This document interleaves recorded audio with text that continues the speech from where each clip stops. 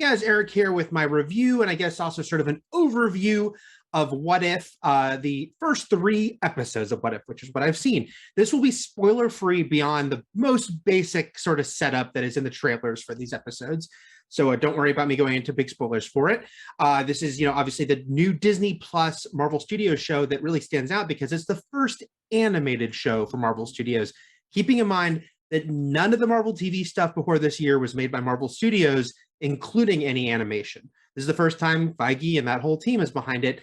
We've got head writer AC Bradley. She was on Troll Hunters. The director, Brian Andrews, did a lot of stuff like Samurai Jack and then was a storyboard artist for a ton of MCU films in the past 10 years. And this is officially part of Phase 4. I'll talk a little bit more about that in a bit and what that means. But, they're considering this part of the Phase 4 rollout. It's obviously a very big change of pace from the other series we've gotten this year, like Loki, WandaVision, and Falcon Winter Soldier. It is telling standalone stories. The basic setup is right from the comic book What If, which is each episode is a completely different alternate reality, taking the characters we know, situations we know from the MCU films so far, and tweaking them, showing you what happens if a character goes down a different road or something different intervenes and changes everything. The first 3 episodes that I've seen, the one that kicks it off that I'm sure you've seen a lot of in the promotion is the one about Peggy Carter, who becomes Captain Carter. The basic setup here is what if Peggy Carter took the super soldier serum instead of Steve Rogers? What happens after that? The second is the T'Challa as Star-Lord episode, which, that's your basic setup. What if T'Challa went into space and became Star-Lord instead of Peter Quill? And the third one is the one I'm going to be a little cagey on because I don't want to reveal too much until they decide they want to. I'll just say it's Nick Fury-centric, and it is set around what they call Fury's Big Week, which is the events of Iron Man 2, Incredible Hulk, and Thor that kind of all overlapped, and the Avengers Initiative. And to say too much more, I think we'll be giving away kind of the main push of the episode that hasn't been shown yet, but I really liked it. We'll get to that in a second. This is a mixed bag here because it is sort of an anthology show and every episode isn't going to feel the same. Every episode isn't going to be the same. I think it starts with the weakest of the bunch of the 3. I love Peggy Carter. I think she's a great character and I loved her show, Agent Carter. It's a nice episode, but it's also kind of the most basic, which is to say it is flipping who takes the super soldier serum, but it's really telling you the story of Captain America, the first Avenger, with some tweaks, but it's a lot of it's pretty familiar. Maybe that's on purpose, right? Maybe that's why they wanted to introduce you with this episode, just to kind of gently ease you in. But I do think in and of itself, it's decent, but nothing extraordinary. I think the series really takes off with the episode 2 and 3. That second one about T'Challa as Star-Lord is really fun. It's really cool to take this character that we know in such a specific setting and put him somewhere very, very different. Outer space alone, much less kind of the world of the Guardians of the Galaxy. And while it does take some familiar elements from Guardians, it's not nearly as dependent as that first episode is on one particular film. There's a lot of fun they're having with the characters he encounters and a lot of different changes from what we know. I think people are going to really enjoy that one. In fact, I've seen kind of a split whether people's favorite of the batch they've seen so far, talking to other journalists who've seen them, is 2 or 3, which I think speaks to them both being really strong. My personal favorite is the third one, that Nick Fury-centric one that, again, I can say the least about, except to say it does get darker. The What If comics were often very dark. They would often take these scenarios we know and go down the darkest road possible. I wouldn't say darkest road possible here, but it's going into some interesting territory the movies couldn't go, and that's what makes it so cool. But overall, I think this is a really good start to this show. It is not sort of going to change everything, at least so far as we know about the MCU, nor is it meant to, and that's okay. I think that the fun this can have is just taking the fact that we're so familiar with these characters 13 years in, we know them very well, and now they can say, okay, let's take this what if spin with them. It is filled with deep cuts. I think that hardcore MCU fans will really appreciate. There are so many familiar characters, including the main ones, but also there was some of the peripheral characters, especially from the early movies, come back.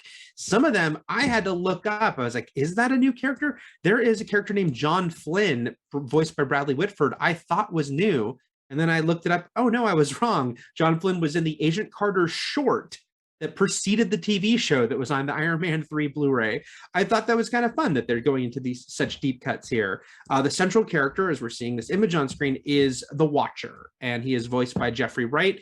It's a great sort of blending of character and actor, because if you want someone with a lot of gravitas who can bring, this other, worldly being who knows all, who sees all, Jeffrey Wright's your guy, right? I think we believe in Jeffrey Wright as that character. It's not giving him a lot of sort of deep nuance, at least yet, because he is by his very nature a watcher, an observer. He is here to tell us these stories, to narrate them, to introduce them.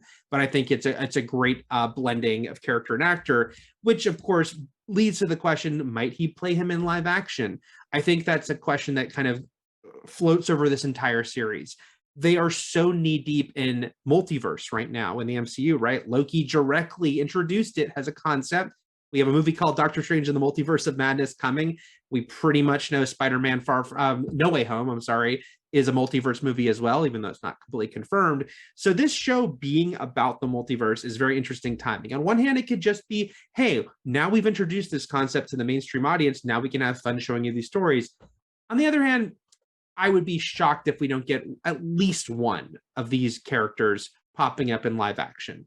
If you have a bunch of multiverse characters jumping in and out in a movie like the Doctor Strange sequel, presumably based on that title, why couldn't Haley Atwell show up wearing that costume? This is just speculation, mind you. It just feels like, why wouldn't you, given the fact that this show can blend so well with the entire multiverse concept that they're doing right now.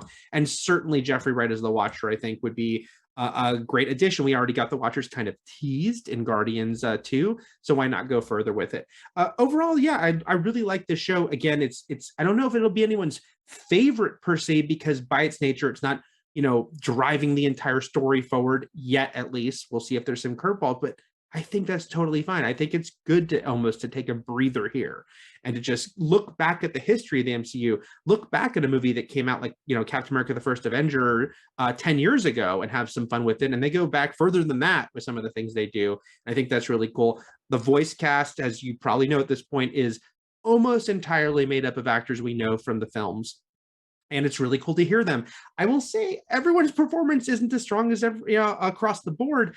I think that's the fact that you have great actors here who all aren't voiceover actors. That's a different skill set. So some of these people, you completely feel all that charisma they have in live action. Sometimes it's a little more stilted. I think you feel the fact that some of these actors are not as familiar getting behind the mic and just doing a voice role. But for the most part, it works. I will say it's distracting that a handful of characters are not the returning actors.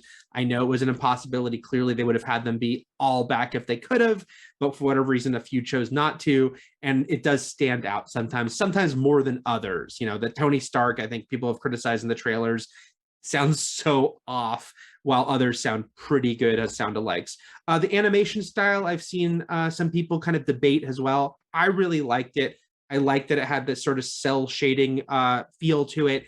It's computer animated, but meant to evoke 2D.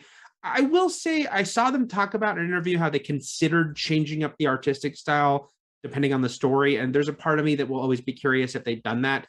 But I think the sort of house style they chose does work really well. I'm curious to see some of the previews we've seen of, say, the Marvel Zombies episode. We know there's one coming with zombies, how it will work with this. But I think it looks good. And I also think they made a wise decision how they kind of did these tweaked versions. I'm using that word a lot, but I think it works a lot with this show, of the actors who play the characters. They're not one-to-one. They're not making them look exactly like the actors, but they're making them look like 70% there in a way I think that kind of works to make it uniform across the board.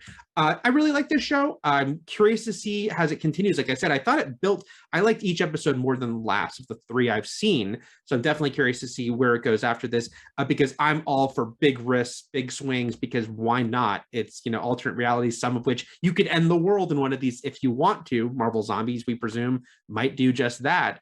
And that's okay, because it's just going to be a one-off, except for the fact that I think some character from this show will end up in live action at some point, if not multiple, but we will see. So those are my thoughts on the first 3 episodes of What If, which will be rolling out each Wednesday on Disney+. We'll be back to talk. I don't think we're going to do every week checking in on it, but I'm sure we will check in at the end of the season, if nothing else. And if there's any huge swerve, we'll check in then too. Thanks, guys. And we'll have plenty more for you here at Fandom.